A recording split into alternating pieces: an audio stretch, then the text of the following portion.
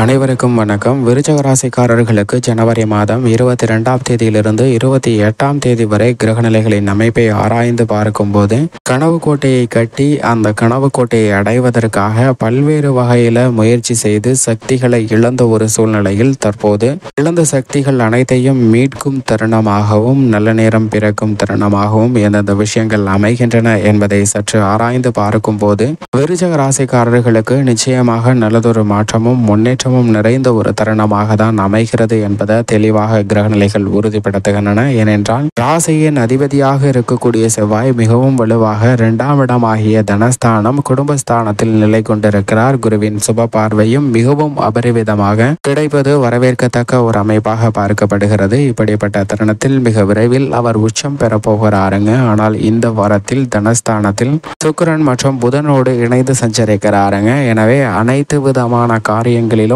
காரிய வெற்றி நிறைந்து பெறக்கூடிய ஒரு இனிமையான தருணமாக அமைவதற்கான வாய்ப்பும் யோகமும் நிறைந்து கிடைக்கிறது என்பதை குடும்பஸ்தானமாகிய 2ஆம் இடத்தில் வீற்றிருக்கக்கூடிய 3 கிரகநிலைகள் உறுதிப்படுத்துகின்றன. சுக்கிரன் மற்றும் புதன் 2ஆம் இடம் ஆகிய தனஸ்தானத்தை வலுப்படுத்தக்கூடிய இந்த தருணத்தில் வருமானம் உயரும். செலவுகள் அதிகரித்தாலும் கூட வருமானத்தை பெருக்கிக் கொள்வதற்கான உயர்த்தி கொள்வதற்கான நல்ல பல சந்தர்ப்பங்கள் நிறைந்த ஒரு தருணமாக அமைய போகிறது என்பதை தெளிவாகவும் துல்லியமாகவும் உறுதிப்படுத்துகிறாருங்க. அறிவை கொண்டு வாழ்வில் ஏற்படக்கூடிய பல்வேறு வகையான சங்கடங்களை நிவர்த்தி செய்வதற்கான வாய்ப்பை புதன் மிகவும் அபரிவிதமாக கொடுக்கிறார். அதிலும் குறிப்பாக இந்த தருணத்தில் குடும்பஸ்தானமாகிய 2ஆம் இடத்தில் 3 கிரகநிலைகள் நிலை கொண்டிருப்பதால் குடும்பத்தில் மூத்தவர்களின் ஆலோசனையை கேட்டு தொழில், வியாபாரம், கலைத்துறை, அரசியல் துறை போன்ற எந்த பணியாக இருந்தாலும் அதில் ஈடுபடும் போது நிறைந்த வெற்றியும் தனலாபமும் மிகவும் அபரிவிதமாக பெறுவதற்கான வாய்ப்பும் யோகமும் நிறைந்து கிடைக்கிறது. கனவு கோட்டையை கட்டி இழந்த சக்தியை மீட்பதோடு மட்டுமல்லாது அந்த கனவு கோட்டையை அடைவதற்கான வாய்ப்பும் வழியும் பிறக்கக்கூடிய ஒரு இனிமையான தருணமாக அமைய போகிறது என்பதை தெளிவாகவும் துல்லியமாகவும் உறுதிப்படுத்துகின்றன. இது வரவேற்கத்தக்க ஒரு அமைப்பாக பார்க்கப்படுகிறது. எனவேதான் சரியாக பயன்படுத்தி கொண்டால் நிச்சயமாக மிகப்பெரிய அளவில் மாற்றமும் முன்னேற்றமும் விருச்சிக ராசிக்காரர்களுக்கு கிடைப்பதற்கான வாய்ப்பும் யோகமும் உருவாகிறது என்பதை தெளிவாகவும் துல்லியமாகவும் கிரகநிலைகள் உறுதிப்படுத்துகின்றன. இது மட்டுமல்லாது பொதுவாகவே வேலையின்மை, பொருளாதார ரீதியாக சிக்கல்கள், சங்கடங்கள் ஏற்படுகிறது, கடன் சார்ந்த தொல்லைகள் போன்றவை வருகிறது என்றால் நிச்சயமாக அதற்கு மிக முக்கிய காரணமாக பார்க்கப்படுவது 2, 6 மற்றும் 10, 11 ஆகிய இடங்கள் வலுவிழந்து இருப்பதன் காரணமாக தான் இது போன்ற சங்கடங்கள் ஏற்படுவதற்கான வாய்ப்பு இருக்குங்க. அதில் இந்த சங்கடங்களை நிவர்த்தி செய்யக்கூடிய வகையில் 2ஆம் இடத்தில் ராசியின் அதிபதியாக இருக்கக்கூடிய செவ்வாய் வலுவாக அமர்ந்திருப்பதால் பல்வேறு வகையான சங்கடங்கள் நீங்கி வேலை வாய்ப்புல வருமானத்தை உயர்த்தி கொள்வதற்கான வாய்ப்பும் யோகமும் நிச்சயமாக விருச்சிக ராசிக்காரர்களுக்கு நிறைந்து கிடைக்க போகிறது என்பதை தெளிவாகவும் துல்லியமாகவும் உறுதிப்படுத்துகிறாருங்க. இது விருச்சிக ராசிக்காரர்களுக்கு வரவேற்கத்தக்க ஒரு சிறந்த அமைப்பாக பார்க்கப்படுகிறது. ஏனென்றால் 3 கிரகநிலைகள் தனஸ்தானத்தை வலுப்படுத்துவது மிகப்பெரிய அளவில் சிறந்த நன்மை கொடுக்கக்கூடிய அமைப்பாக இருப்பதோடு மட்டுமல்லாது குருவின் சுப பார்வையும் மிகவும் அபரிவிதமாக தனஸ்தானத்திற்கு கிடைப்பது வரவேற்கத்தக்க ஒரு அமைப்பாக பார்க்கப்படுகிறது. ஏனென்றால் குருவின் சுப பார்வை கிடைக்கக்கூடிய இந்த தருணத்தில் விருச்சிக ராசிக்காரர்களுக்கு குரு சுக்கிர யோகம், குரு மங்கள யோகம், குரு சுக்கிர மங்கள யோகம் என பல்வேறு வகையான யோகங்கள் நிறைந்து கிடைக்கக்கூடிய ஒரு தருணமாக பார்க்கப்படுகிறது. எனவே இல்லத்தில் சந்தித்து வரக்கூடிய பதற்றமான சூழ்நிலைகள் அனைத்தையும் சிறப்பாக மாற்றுவதற்கான வாய்ப்பு நிச்சயமாக உருவாகிறது. உறவினர்களுக்கிடையே ஏற்பட்ட மன வருத்தம், சங்கடம் போன்றவை நிச்சயமாக அகழுவதற்கான வாய்ப்பு உருவாகிறது. மன அழுத்தத்தில் இருந்த ஒரு சூழ்நிலையில் நல்லதொரு மாற்றத்தை சந்தித்து மன மகிழ்ச்சியை பெருக்கிக் கொள்வதற்கான வாய்ப்பு நிறைந்து கிடைக்கக்கூடிய ஒரு தருணமாக பார்க்கப்படுதுங்க. ஏமாற்றமாக இருந்த ஒரு சூழ்நிலையில் ஏமாற்றத்தை தவிர்த்து முன்னேற்றமாக மாற்றிக்கொள்வதற்கான வாய்ப்பு உருவாகிறது. 3ஆம் நபரை நம்பி ஏமாந்த ஒரு சூழ்நிலையில் அதற்கான தெளிவு கிடைக்கக்கூடிய ஒரு தருணமாக பார்க்கப்படுகிறது. ஏதோ ஒரு வகையில் திட்டமிடாமல் ஏமாந்த சூழ்நிலை ஏற்பட்டாலும் அவற்றிலிருந்து நல்ல முன்னேற்றம் ஏற்படுவதற்கான வாய்ப்பு நிச்சயமாக கிடைக்கும். உங்களது உழைப்பு வீண் போகாது என்று சொல்லக்கூடிய வகையில் அவை மீண்டும் உங்களை தேடி வரும் என்பதில் சந்தேகமே இல்லை.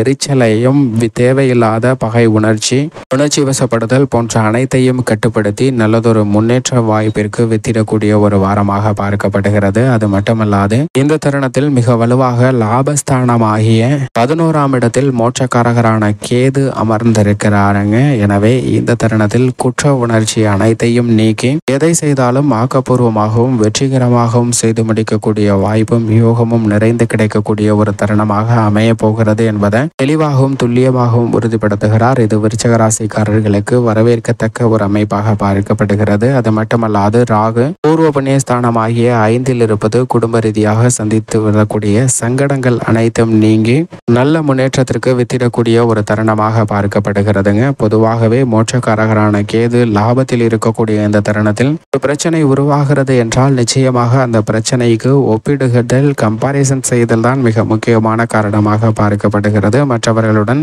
மதிப்பெண், படிப்பு, வேலை, தொழில், உறவு என பல்வேறு வகையான ஒப்பிடுகையை செய்து அதனால் ஏற்பட்டு வந்த குழப்பங்கள் அனைத்தும் இந்த தருணத்தில் நீங்குவதற்கான வாய்ப்பு நிச்சயமாக உருவாகிறது. கனவு கோட்டையை அடையக்கூடிய வகையில் இழந்த சக்தியை மீட்டு நல்ல நேரம் பிறக்கும் தருணமாக மாற்றி கொடுக்கிறாருங்க மோட்சக்காரகரான கேது. ஏனென்றால் அனைத்து விதமான எதிர்மறையான சக்திகளையும் துஷ்ட சக்திகளையும் விலக்கி நீங்கள் நினைக்கக்கூடிய காரியங்களை கனகச்சிதமாக வெற்றிகரமாக மாற்றி கொடுக்கக்கூடிய வலுவான அமைப்பில் வீற்றிருப்பது வரவேற்கத்தக்க ஒரு அமைப்பாக பார்க்கப்படுகிறது. அது மட்டுமல்லாது இந்த தருணத்தில் முதன்மை கிரகமாக இருக்கக்கூடிய சூரியனும் 3ல் இருக்கிறார். முன்னேற்றத்திற்கு முட்டுக்கட்டையிடக்கூடிய தடையாக திகழக்கூடிய அனைத்து காரியங்களையும் தகர்த்தெறிந்து நல்ல முன்னேற்றத்தை ஏற்படுத்தி கொடுக்கக்கூடிய வலுவான அமைப்பில் சஞ்சரிக்கிறாருங்க. இது ஒரு சாதகமான அமைப்பாக பார்க்கப்படுகிறது. ஆனால் அதே சமயம் இந்த வாரத்தின் துவக்கத்தில் சந்திராஷ்டமம் இருக்கிறது. 22ஆம் தேதியிலிருந்து 25ஆம் தேதி வரை சந்திரன் அஷ்டமத்தில் இருப்பதால் அந்த தருணங்கள்ல விழிப்புணர்வுடன் இருங்க. சந்திராஷ்டம தினங்கள்ல தேவையில்லாத வாக்குவாதங்களை தவிர்ப்பது நல்லது.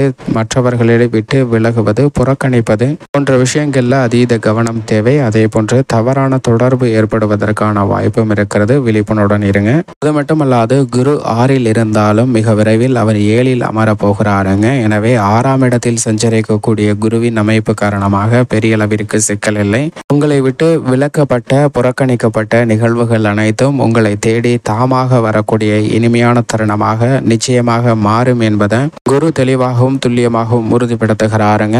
ஆனால் சனி அர்த்தாஷ்டக சனியாக 4ஆம் இடத்தில் வெற்றிருக்கிறார். சனி 4ல் இருப்பது அவ்வளவு சிறப்பான நன்மையும் முன்னேற்றமும் தரக்கூடிய ஒரு அமைப்பாக பார்க்க முடியாது. எதை செய்தாலும் திட்டமிட்டு நிதானத்துடனும் பொறுமையுடனும் செய்ய வேண்டிய ஒரு தருணமாக அமைய போகிறது என்பதை தெளிவாக உறுதிப்படுத்துகிறாருங்க. எதை செய்தாலும் ஒரு முறைக்கு இருமுறை சிந்தித்து செய்ய வேண்டிய ஒரு தருணமாக அமைகிறது. ஏனென்றால் சனி சுகஸ்தானத்தில் வெற்றிருப்பது அவ்வளவு சுகபோகங்களை ஏற்படுத்தி கொடுக்கக்கூடிய ஒரு அமைப்பாக பார்க்க முடியாது.